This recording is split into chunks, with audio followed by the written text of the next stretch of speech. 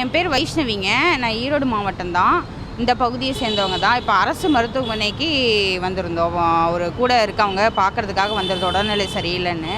இப்போ கழிப்பறை பயன்படுத்தணும்னு போனால் கழிப்பறையை பயன்படுத்தவே முடியல. பொது கழிப்பிடத்தை பயன்படுத்தவே முடியல. இப்போ மருத்துவ வளாகத்துக்குள்ளே கழிப்பறைகள் இருக்குது, ஆனால் அது சுத்தமாக பயன்படுத்த முடியாத சூழ்நிலையில் இருக்குது. உள்ளே காலே வைக்க முடியல.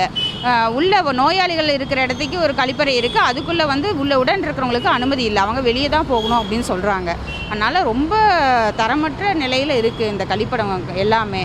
அப்புறம் உள்ளே பார்த்தீங்கன்னா அதிக செவிலியர்களே இல்லை மருத்துவம் பார்க்குறதுக்கு. மருத்துவர்கள் இருக்காங்க, செவிலியர்கள் இல்லை. செவிலியர்கள் இருந்தாங்கன்னா மருத்துவர் கம்மியாக இருக்காங்க. இதே பிரச்சனை உண்டாயிட்டே இருக்குது. அப்புறம் விரிசல் ஏற்பட்டிருக்கு. நம்ம இதில் இப்போ புது கட்டடத்தில் விரிசல் ஏற்பட்டிருக்கு. அதை பார்த்தா நமக்கு அச்சமாக இருக்குது. உள்ளே போகிறதுக்கே ரொம்ப பயமாகவும் அச்சமாகவும் இருக்குது. இந்த மாதிரி சூழ்நிலையில் இருக்குது. அப்புறம் உடன் இருக்கிறவங்களும் உட்கார்றதுக்கு இடமே இல்லைங்க. அந்த உடனாளிகள் தங்கும் இடம்னு போட்டிருக்காங்க. அது ஒரு 10 பேர் உட்கார்ற மாதிரி தான் இருக்குது. மித்தி எல்லாம் வெளியே நின்றுட்டே இருக்காங்க. 108 வரதுக்கு இடையூறாகவும் இருக்குது. எல்லாம் நம்ம உடன் தங்குறதுக்கு இடம் இல்லாததுனால எல்லாம் வெளியே பாதையிலே படுத்திருக்காங்க நம்ம உடன் இருப்பவர்கள்லாம். ரொம்ப இது பிரச்சனை சூழ்நிலையாக இருக்குது.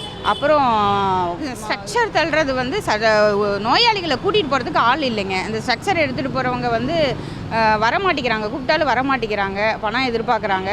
அப்புறம் ஸ்ட்ரக்சர் தள்ளுறதுக்கு ஆளும் இல்லைங்க. இப்போ ஆட்கள் கம்மியாக இருக்கனால அவங்களும் டிமாண்டாக இருக்குது.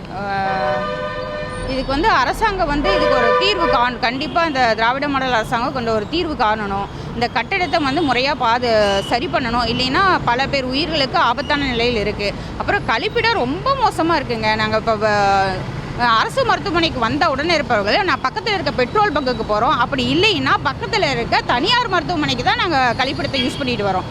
உள்ளே இருக்க பொது கழிப்பிடத்தை யூஸ் பண்ணவே முடியல. நீங்கள் வேணால் இப்போ வேணாலும் போய் பாருங்கள், நேர்பட நின்று பாருங்கள். அதெல்லாம் பயன்படுத்துறதுக்கு வாய்ப்பே கிடையாது.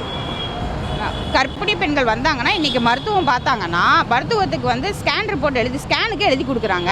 அவங்க இன்றைக்கி ஸ்கேனுக்கு டாக்டர் எழுதி கொடுத்தாங்கன்னா அடுத்த நாள் ஸ்கேன் பார்த்துட்டு அன்னைக்கு டாக்டரை பார்க்க முடியாது. அதுக்கு அடுத்த நாள் தான் பார்க்க முடியும். ஒரு கர்ப்பிணி பெண்கள் மருத்துவமனைக்கு வந்தாங்கன்னா எப்படி தான் குழந்தை இருக்குன்னு தெரிஞ்சுக்கிறதுக்கே 3 நாள் ஆகுது. அப்புறம் சர்க்கரை நோயை கண்டுபிடிக்கவே இங்கே 2 நாள் ஆகுது. முதல் நாள் சர்க்கரை நோயின்னு ஒரு முதியவர் வந்தாருன்னா டாக்டர் போய் டெஸ்ட் பண்ணிட்டு வாங்க அப்படின்னு சர்க்கரை பரிசோதனை பண்ணிட்டு வாங்கன்னு எழுதி கொடுக்குறாரு. போய் பரிசோதனை பண்ண போனால் இப்போ உடனே பரிசோதனை பண்ணிடுறாங்க. அதுக்கு ஒரு 50 பேர் நிற்கிறாங்க. அதுக்கப்புறம் தான் பரிசோதனை பண்ண முடியுது. அதுக்கப்புறம் சாப்பிட்டுட்டு ஒரு தடவை வர சொல்கிறாங்க, பரிசோதனை பண்ணுறாங்க. அப்புறம் அடுத்த நாள் டாக்டரை பார்க்க 2 நாள் ஆகுதுங்க. சர்க்கரை நோயை கண்டுபிடிக்கவே 2 நாள் ஆகுது. உடனே மருத்துவம் பார்க்க முடியல. இதுக்கு என்ன ஒரு இது பண்ணுன்னா செவிலியர்கள் கம்மி, பரிசோதனை பண்ணுற இடத்துல ஆள் இல்லை, ஆட்கள் கம்மியாக இருக்குது, மருத்துவர்கள் கம்மியாக இருக்காங்க. இதுதான் பெரும்பாலான பிரச்சனையாக இருக்குது. இதனால் நம்ம அரசுக்கு நான் கோரிக்கை விடுக்கிறது என்னென்னா இந்த கழிப்பறையை கொஞ்சம் சுகாதாரமாக பண்ணி கொடுங்க, இந்த கட்டிடத்தை சரி பண்ணி கொடுங்க. இதுதான் கோரிக்கையாக வைக்கிறேன். பிளே ஸ்டோர் மற்றும் ஆப் ஸ்டோரில் இருந்து பாலிமர் செயலியை QR கோடு மூலம் பதிவிறக்கம் செய்யுங்கள்.